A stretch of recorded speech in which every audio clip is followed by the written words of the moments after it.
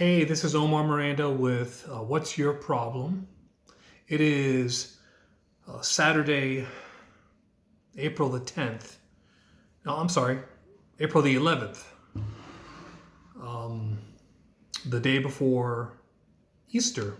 And you'll excuse me for drinking some water. But this doggone pollen is, boy, just really affecting me. So, anyhow, people would typically expect me to be speaking about Easter. However, I'm not going to be speaking about Easter. Oh, also wanted to let you know that I'm using my lovely mentholatum. So yummy. This stuff works perfect. I don't know who makes it, but maybe I should be getting some money for giving them free advertising. This stuff works. Put it on my nose, my throat, my chest like my mama used to do, and it works beautifully. Anyhow, you'll excuse me, I'm talking a little more slowly because I'm out of breath more because of all this pollen. But I wanted to take some time to talk with you about some conversations I've been having this week. Last week, I talked to you about some conversations I was having with people. They were expressing interest in faith in Christ for the first time in their lives because of all this stuff with the coronavirus. Well, the coronavirus has made other people really have questions about the sovereignty of God and the goodness of God.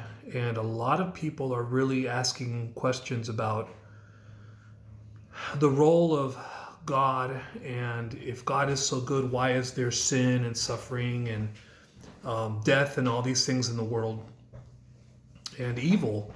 And I have been listening to the Bible. I already told you in the past that I listen to the entire Bible once a year straight through. And I am in the book of Job. I don't necessarily think that that's a coincidence. And so I just finished this morning. I listened to about 4 chapters a day. And I finished the chapter where Job gets done talking. And now it's God's turn to talk. And basically, if you don't know about the story of Job and the book of Job, it is a true story. Bible scholars believe it's the oldest book in the Bible, that it was written by Moses.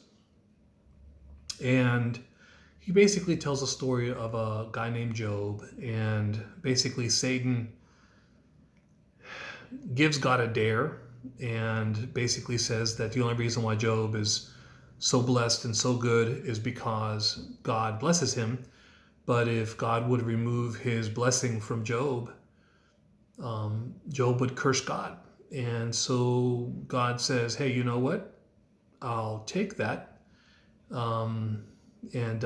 Basically, he allows Satan to kill all of Job's children, to decimate his house and his earnings and all his money.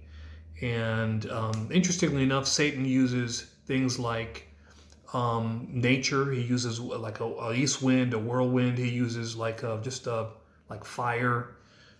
He puts into people's minds to attack his servants and his children. And in the end, Job doesn't curse God.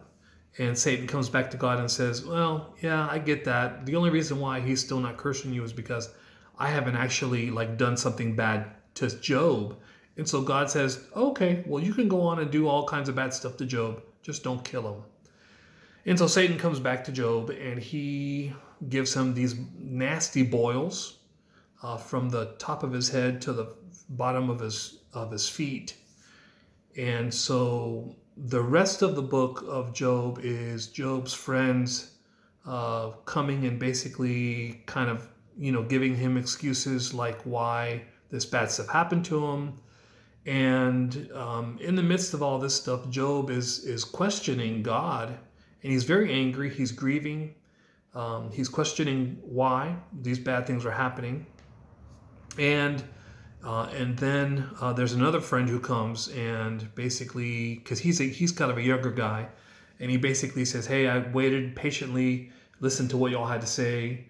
I think y'all are all wrong." Because back then, and really today, a lot of people still believe that if you've done something bad, then bad things deserve to happen to you. And if you're a bad person, then bad things deserve to happen to you. And so, but we see through the book of Job that although God doesn't purposely send those bad things, he does allow them. So Job teaches us that that God is in charge of all of these things. He allows them. And although he himself is not evil or mean or bad, he does allow evil, sin, and suffering simply because many times of consequences of choices that people make. But the book of Job ends really, really interestingly, because God in the last 10, 12 chapters of the book basically answers Job. And Job is restored to more than what he had when he was initially tested. But the book of Job never answers the question. If God is so good, why does bad stuff happen? That question is never answered. And here's the main point that I've been sharing with people all week long, that in the midst of this coronavirus pandemic, that I want you to understand. Even if we don't understand why things are happening, we can still trust God because we know his heart is for us. And he only wants good things to happen to us. Romans chapter 8, verse 28 says that all good things, that God works together, even in the midst of all bad stuff, to bless his people. Now, of course, that's a paraphrase. You can look that up. But I want you to understand that that the devil and his demons are basically dogs on leashes. They can only go so far as God allows them to. Evil people, all the evil rulers of the world are only dogs on leashes because they can only do what God allows them to. So if something bad is happening, there's only one of two things that have happened. Either God has sent it himself for a greater purpose, or number two, he has allowed it to happen. Either way, God is not unaware of what's happening. You and me, we can all have faith and take solace and have peace of mind that God sifts these things through his will. And so when bad things are happening, as bad as they are, God's still in control. God's still in charge. And I want to recommend that you read Jeremiah chapter 29, verses 11 through 13, where God says that he only has good things in store for us. He wants to bless us. He wants to give us hope and peace.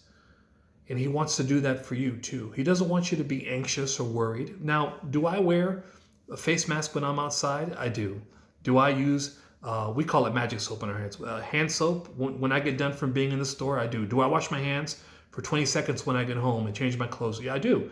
Just because I'm a Christian and I trust God doesn't mean that I throw common sense out the window and check my brains at the door. So these people, I met a lot of people this week who have said, well, I'm a Christian. I'm trusting God. God's going to heal me. God's going to keep me safe. Well, yeah, he may. But then again, if you're making bad choices, there are still consequences to those choices. So my position is use your brain, listen to the medical professionals, trust God, but also do what you can do as well. I hope this information has been helpful to you. If you have not read or listened to the book of Job, you need to. It's an absolutely powerful book. I'm going to attach two videos, one of a pastor by the name of John Piper, who wrote a poem about the book of Job, and then another one which is like a small little short video on the book of Job. But I want to highly encourage you to read through the book of Job, because it really will give you what you need to have peace of mind, to know that in the midst of all of this chaos, that God is still in control. Don't forget to subscribe to my channel. I think the subscription is here, and the prior video is here. Either way, if it's here or there or there, subscribe to my channel. Shoot me an email, omarmiranda@comcast.net. That link will also be on the description of the video. Check out my webpage and my blog and my podcast. This is Omar Miranda with What's Your Problem? I'll catch you next week. Bye-bye.